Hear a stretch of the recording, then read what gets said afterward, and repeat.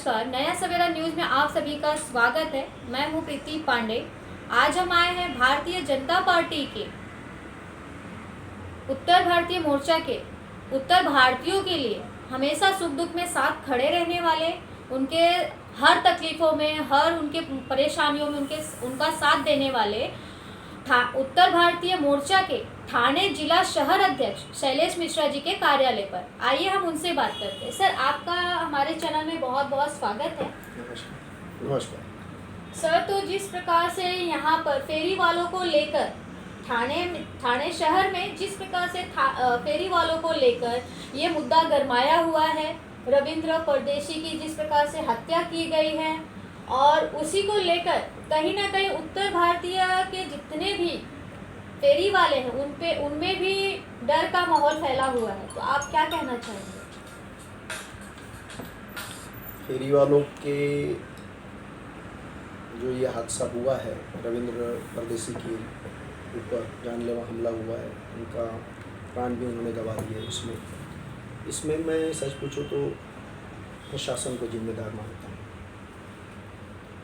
फेरी वाले हमारे समाज के एक अभिन्न अंग हैं। सहूलियती दरों में घर घर तक जरूरी चीज़ों को पहुंचाने का काम फेरी वाले करते हैं। इस व्यवसाय में उनको सड़क के किनारे या पदपथ पर बैठकर वो अपना माल बेचते हैं। कभी कभी वो रेडी पे भी सड़क पे चल के अपना माल बेचते हैं। इसकी वजह से असुविधा तो होती है, आम जनता को चलने में भी असुविधा होती है, ट्रैफिक की भी असुविधा होती है, तो उनको नियोजित तो करना चाहिए। लेकिन अगर आप सिरे से उनको खारिज करने का प्रयास करेंगे, फेरी वालों की वजह से जो आम जनता को, राहगीर को जो असुविधा हो रही है, उसकी वजह से अगर आप फेरी वालों को ही उजाड़ देंगे, वहाँ से हटा देंगे, भगा देंगे, उनकी गाड़ी तोड़ देंगे, उनका स्टॉल तोड़ देंगे, तो जो पीढ़ी दर पीढ़ी अपने आप को उस व्यवसाय से जुड़े हुए हैं, उसी के माध्यम से अपने परिवार का जीवन यापन कर रहे हैं, उनके लिए कोई मार्ग बचता नहीं है। फिर क्या होगा, जो लिमिटेड जगह बचेगी उसके अंदर आपस में कंपटीशन होगा। कंपटीशन के चलते एक दूसरे से वैमनस्य बढ़ेगा। और ये छोटा मोटा काम नहीं है, ये करोड़ों का टर्नओवर या करोड़ों का लेन देन होने वाला ये कार्यक्रम है। इसमें स्थानीय नेता और प्रशासन भी मिला हुआ है।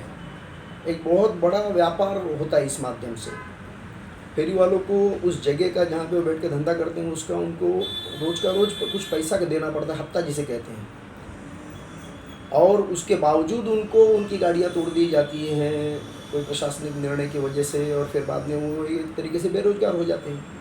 तो सर, ये ठाणे जिला शहर में कितने उत्तर भारतीय जो असुरक्षित हैं, उनके पास अभी कोई रोजगार का कोई जो सुविधा उपलब्ध होनी चाहिए, आप फेरी जो करते हैं वो जब वही हटा दिया जाएगा तो वो क्या करेंगे? यही बात मैं कहना चाहता हूँ कि प्रशासन को इसमें कोई मध्य रास्ता निकालना चाहिए। जनता को भी सुविधा मिले, असुविधा न हो, और साथ ही साथ जो रोजगार की एक साधन है, बहुत बड़ा साधन है रोजगार का ये, तो उससे भी जो ख़ास तौर पे इसमें जो परदेश से आए हुए लोग रहते हैं, शुरुआती में उनके पास कोई बहुत ज़्यादा मूड़ी रहती नहीं है, तो एक बहुत ज़्यादा नौकरी का भी उनको गुंजाइश नहीं रहता है, बहुत ज़्यादा पढ़े भी लिखे भी नहीं रहते हैं। लेकिन गांव से जब वो एकदम असहाय हो जाते हैं, तब वो अपना गांव, देश, परिवार छोड़ के यहाँ पे शहर में आते हैं, तो उनको कम से कम मूड़ी में कोई अगर खेती किसानी से जुड़े हुए होते हैं तो वो अपना भाजी बेचना, फल बेचना, इससे अपने आप को आसानी से जोड़ लेते हैं। और इसी तरीके से वो धीरे धीरे अपने परिवार के लिए एक स्थायी अच्छा जीवन, स्वास्थ्य, सुरक्षा, शिक्षा के लिए वो मतलब अपना प्रयत्नशील रहते हैं। तो उसमें बाधा बनने से अच्छा उसमें हमें एक सूचना ऐसी मिली है कि एनसीपी के पूर्व नगर सेवक द्वारा एक उत्तर भारतीय मोर्चा के कार्यकर्ता का घर भी तोड़ने का उन्होंने प्रयत्न किया है और वो तोड़ भी रहे हैं, तो आप क्या कह रहे हैं? ये आपको ये जानकारी मिली है और आप इतने जागरूक हैं, इसके लिए मैं आपका धन्यवाद देता हूँ। बात ऐसी है कि मेरे उत्तर भारतीय मोर्चा ठाणे शहर जिला में एक सचिव हैं और वो कलवा वाघोबा नगर में बहुत अच्छा कार्य भी करते हैं, लेकिन पूर्व में वो जिस पार्टी से जुड़े हुए थे उस पार्टी से उनके ऊपर निरंतर दबाव बनाया जा रहा है, ऐसा उनका कहना है कि अगर वो भाजपा में काम करेंगे तो उनको नाना प्रकार का पहले भी उनके ऊपर दबाव बनाया गया था, उनके ऊपर छेड़छाड़ का आरोप लगा के उनको जेल में भी रखा गया था। लेकिन फिर बाद में वो बीती हुई बात हो गई। लेकिन अभी ये नया जो आप बता रही हैं डेवलपमेंट हुआ है, मेरे पास भी आए हुए थे, मैंने उनको अपने वरिष्ठ नेताओं की तरफ प्रशस्त कर दिया था कि पहले तो उनके घर के सामने कुछ मेरे ख्याल से नाला 2 फुट का है, उसको 4 फुट बनाने के लिए उनसे कहा, मतलब परमिशन या उन बनाएंगे ऐसा कहा गया। और फिर बाद में उनसे कहा गया कि भैया अगर आप भाजपा में काम करेंगे तो आपको आपका हम घर भी तोड़ देंगे। तो वो बहुत भयभीत हो गए हैं और इस तरीके से उत्तर भारतीय कार्यकर्ताओं के ऊपर, नेताओं के ऊपर एक हिंसा और उनको आर्थिक रूप से और उनका रहने का घर भी तोड़ने का ये जो प्रथा परंपरा चालू हो गई है, इसका ये मतलब थाना के भविष्य के लिए भी बहुत अच्छा संदेश नहीं दे रहा है। अगर आप दबाव डाल के किसी को अपनी विचारधारा से भटका नहीं सकते हैं, और अगर वो भटक भी जाएगा तो किस हद तक आपका रहेगा। तो ये आपकी सूचना दुरुस्त है और उसके लिए मैं अपने नेताओं से भी निवेदन किया हूँ और प्रशासन से भी आग्रह करूँगा कि कानून व्यवस्था यहाँ पे उनको सुरक्षा देने में क्या व्यवस्था करें। साथ में सारे फेरी वालों का पक्ष यहाँ पे रखना चाहूँगा, खाली उत्तर भारतीयों का नहीं, इसमें स्थानीय लोग भी हैं और उनके साथ न्याय होना चाहिए। यही मैं करबद्ध निवेदन रहेगा प्रशासन से भी और स्थानीय नेताओं से। सर, अभी संदीप देशपांडे जो कि मनसे के नेता हैं, उन पर हमला हुआ है मॉर्निंग में वॉक के दौरान, तो उन्होंने कहा है कि ये ठाकरे गुट की गुंडागर्दी है।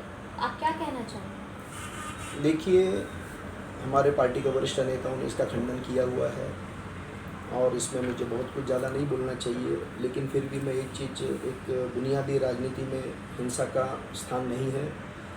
हिंसा का रास्ता वही चुनते हैं जो नीतिगत तौर पे या अपने बौद्धिक तौर पे कमज़ोर होते हैं, दुर्बल होते हैं, अपनी वैचारिक लड़ाई लड़ने में असक्षम होते हैं, इसीलिए वो हिंसा का रास्ता चुनते हैं। साथ ही साथ फेरी वालों के ऊपर भी जो हिंसा होता आया है पीछे के कालों में, उसको भी मैं याद दिलाना चाहूँगा कि कोई भी हिंसा किसी मतलब दिक्कत का समाधान नहीं हो सकता है। उसके लिए आपको नियोजित तरीके से उनसे आपको डील करना चाहिए, उनकी व्यवस्था करनी चाहिए। और अगर किसी नेता के ऊपर इतना बड़ा जानलेवा हमला होता है तो ये तो मतलब आज सत्ता से बेदखल होने के बाद में इतनी व्याकुलता उनके अंदर आ गई है कि वो अपना संतुलन खो बैठे हैं और हिंसा का रास्ता अपना रहे हैं। इसका मैं बहुत निंदा करता हूँ और खंडन करता हूँ।